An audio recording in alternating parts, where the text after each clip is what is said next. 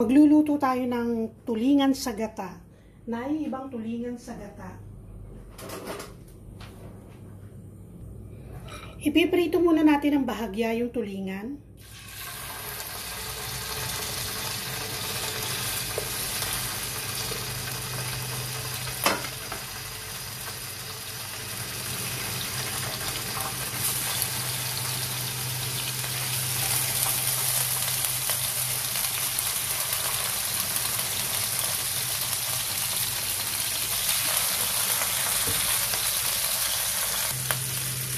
Dito sa pinagprituhan, dito na rin natin gigisa yung sibuyas natin.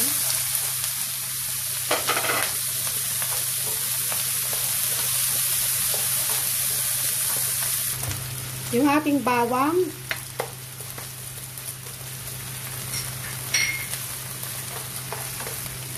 Kamatis. Maraming kamatis.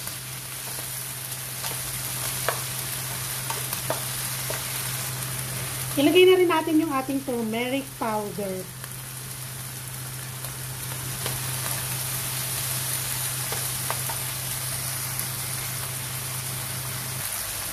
Lalagyan ko ng konting pork belly, fried pork belly.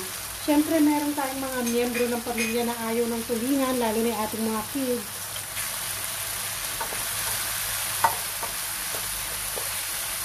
Lalagyan na natin ng suka.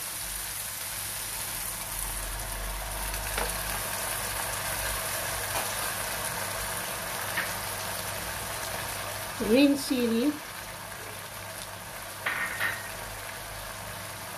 at gata, isang latang gata.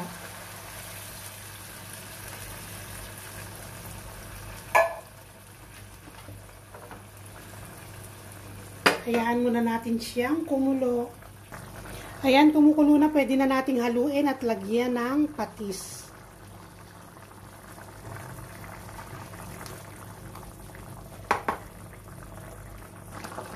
Black pepper.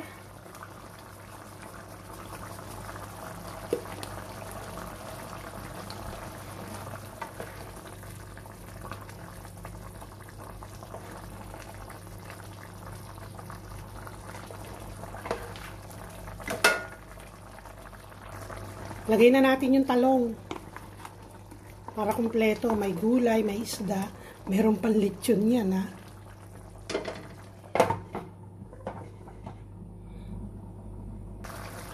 At syempre, pang pinale, ang ating pechay.